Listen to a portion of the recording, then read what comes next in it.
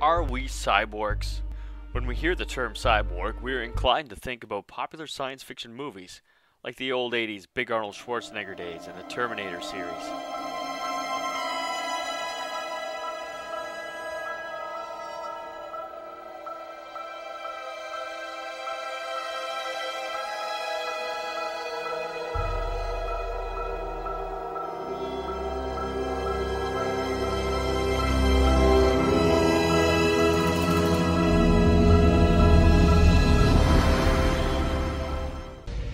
Younger, you might be inclined to recall the cybergenic robot Data on the series Star Trek: Next Generation.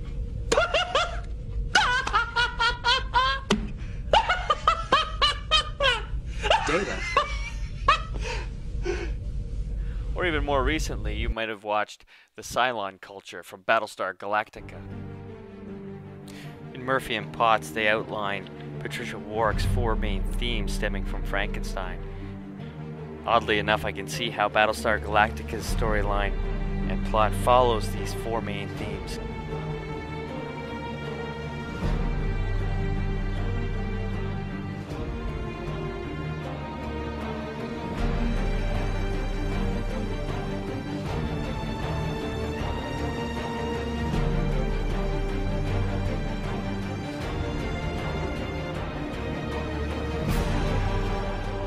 Battlestar was a tremendous remake and was a huge hit with science fiction fans.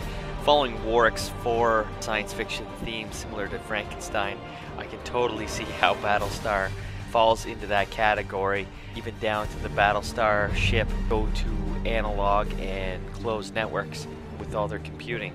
It was just so well done. Now, a few more examples from our science fiction cyborgs of the past may look familiar. Well, these examples represent the stereotypes, but what if there were cyborgs walking in our midst right now? Maybe not Terminator-style T-800s, but other types of cyborgs that are looking, feeling, talking, tasting, listening right behind you at the Burger King. Is it possible? Or is it just science fiction? I think it is important we define a cyborg before we can actually try and identify them. Pigs in space! The term cyborg first appeared in print in the article Cyborgs in Space in 1960. It was published by Manfred Clynes and Nathan Kline.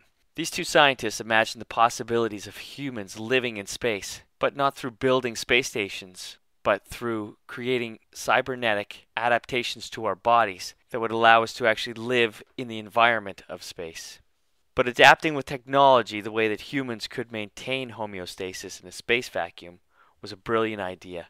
And it not only opened the idea, but it opened minds to countless possibilities.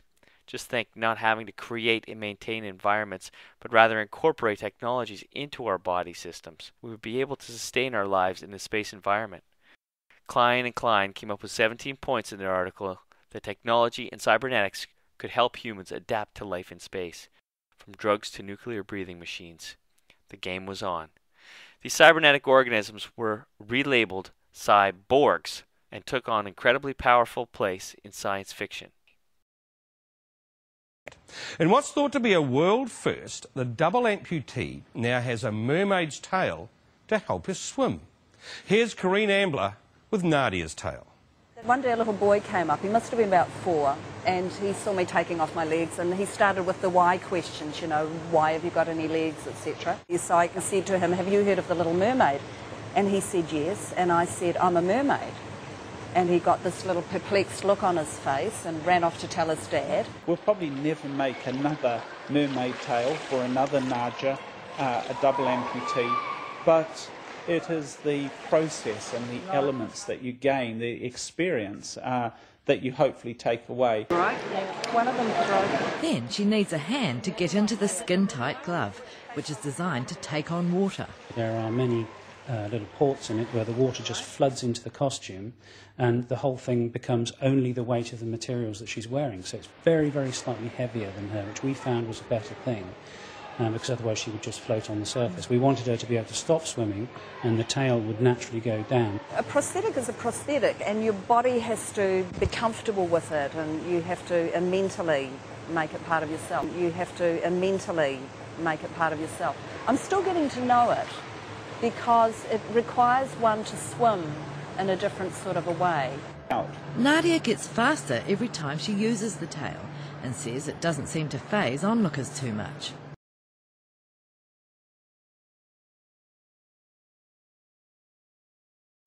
To cut those feet off and throw it in the dustbin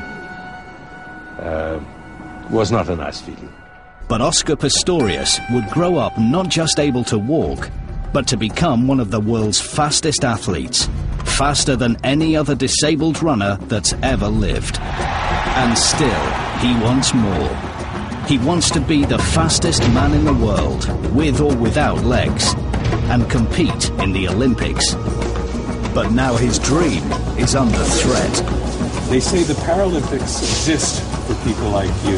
It does exist for people like me, but I think if I can cross the boundary, why not? Critics say he should not be allowed to compete against able-bodied runners. This film follows Oscar over a year that could change his life. Is Oscar a truly extraordinary athlete? Or do his prosthetic legs give him an unfair advantage? And Oscar might be the fastest man with no legs, but is he a cyborg? His use of technology coming from his prosthetics really does highlight the fact that this man is using technology in a way to advance his human and normal organic self. Really, this provides us with two good examples, both Nadia and Oscar, showing us that technology, along with their human biology, creates a cyborg entity. So why not other cyborgs, not just prosthetics? In their book, Culture and Technology, Murphy and Potts like to highlight the fact that even simple things like watches and cell phones can be simple systems that create a cybernetic connection to our organic selves. So why not? Glass lenses, LASIK eye therapy, genetic engineering, pharmaceuticals, all create technology within the organism, and they all create a system of feedback loops that cybergenically create the cyborg. So Haraway was bang on. We are all cyborgs. We're creatures of social reality, as she says. So the cyborg is behind us at Burger King. It is walking amongst us. In fact, the cyborg is you and me.